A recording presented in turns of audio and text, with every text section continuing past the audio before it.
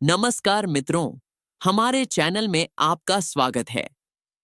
कृपया हमारे चैनल को सब्सक्राइब करें, लाइक करें और शेयर करें ताकि हमारी नई कहानियां सबसे पहले आप तक पहुंच सकें। सर्दी का मौसम सदा ही कठिन होता है, परंतु निर्धनों के लिए ये एक अग्नि परीक्षा बन जाता है।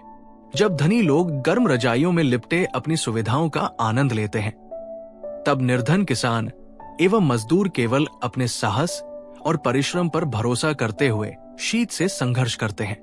ये कथा ऐसे ही एक किसान नाथोराम की है, जो उत्तर प्रदेश के एक छोटे से गांव रामपुर में निवास करता था। उसका जीवन मात्र एक उद्देश्य पर केंद्रित था, अपने परिवार के लिए अन्न, वस्त्र और आश्रय की व्यवस्था करना। परंतु इस बार की कठोर ठंड ने उसके जीवन को एक कठिन परीक्षा में परिवर्तित कर दिया था।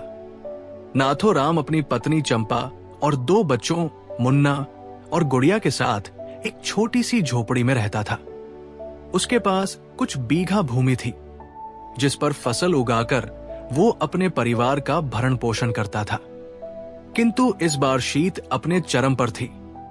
खेतों में जमी बर्फ जैसी ठंड ने उसकी फसल को नष्ट कर दिया था। रात्रियों की शीत इतनी तीव्र थी कि जल भी हिम में परिवर्तित हो जाता।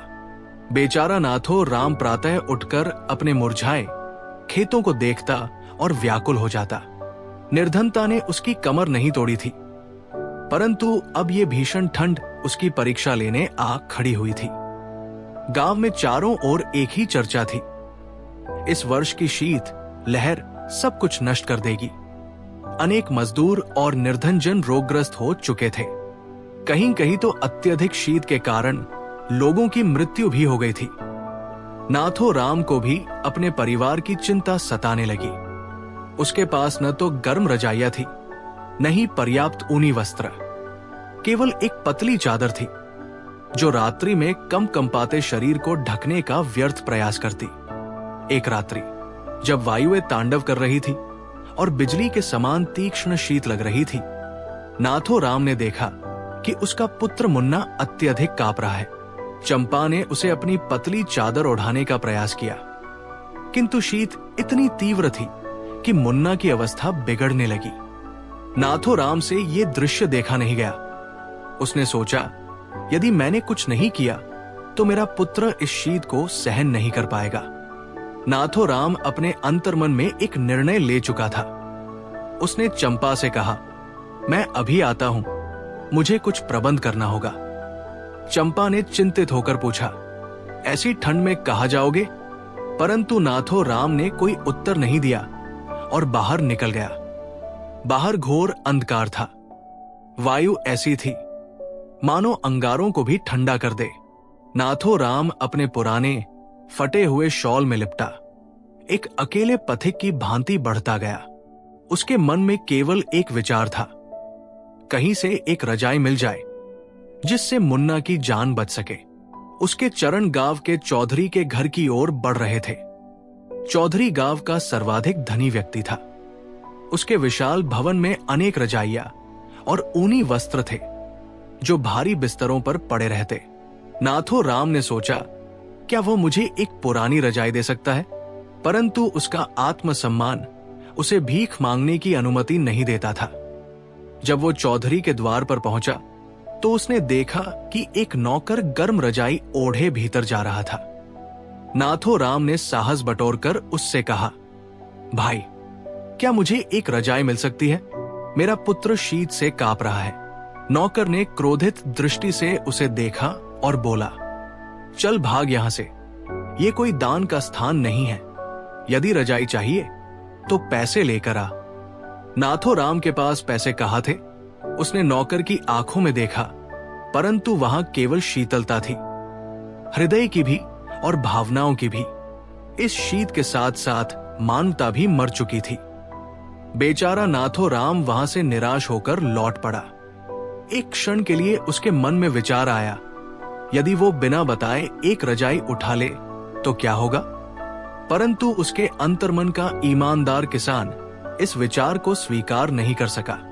चोरी उसके लिए जीवन और मृत्यु का प्रश्न थी। उसने स्वयं से कहा, यदि मुझे अपने परिश्रम का फल नहीं मिल रहा तो चोरी करके जीने का भी मुझे कोई अधिकार नहीं। किंतु समय कम था। उसका पुत्र रोगग्रस्त हो रहा था। ठंड के कारण मुन्ना की श्वासें तीव्र हो रही थी। नाथोराम एक दुकान के समीप गया जहां पुरानी रजाइयां विक्रय की जा रही थी। उसने दुकानदार से कहा, भैया, एक रजाई चाहिए। मैं इसके बदले अपनी मां का मांग टीका दे सकता हूं। दुकानदार ने उसके सिर पर सजी मांग टीका को देखा। ये उसकी माता की अंतिम स्मृति थी।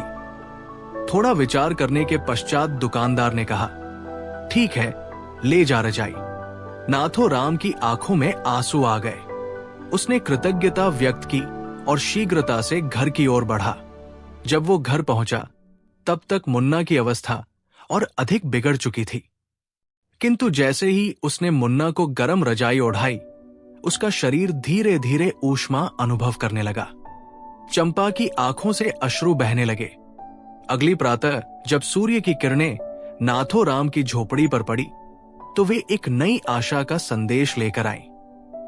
मुन्ना अब कुछ स्वस्थ प्रतीत हो रहा था। गांव वालों ने जब देखा कि नाथोराम ने अपने जीवन की एकमात्र अमानत, अपनी मां का दिया मांग टीका, एक रजाई के बदले दे दिया, तो उनका हृदय पिघल गया। कुछ लोग एकत्र हुए और उसके घर गर्म कपड़े तथा रजाइयां लेकर आए। नाथोराम की आंखों में पुनः अश्रु थे, परंतु इस बार वे पीड़ा के नहीं, प्रसन्नता के थे। ये केवल एक किसान की कथा नहीं, बल्कि प्रत्येक निर्धन की व्यथा है जो शीत से संघर्ष करता है। शीत केवल ऋतु की नहीं होती, हृदय की भी होती है। जो हृदय शीतल हो चुके होते हैं उनसे अधिक दुखदायी और कुछ नहीं होता। नाथोराम की कथा हमें ये सिखाती है कि मानवता एवं आत्मसम्मान ही सबसे बड़ा धन होते हैं। यदि प्रत्येक धनी व्यक्ति किसी निर्धन की सहायता करे तो शायद किसी नाथोराम को अपनी मां की निशानी न बेचनी पड़े। और इस प्रकार नाथोराम ने शीत से संघर्ष कर विजय तो प्राप्त कर ली, परंतु ये विचार छोड़ गया, शीत केवल ऋतु की नहीं होती, शीत हृदय की भी होती है।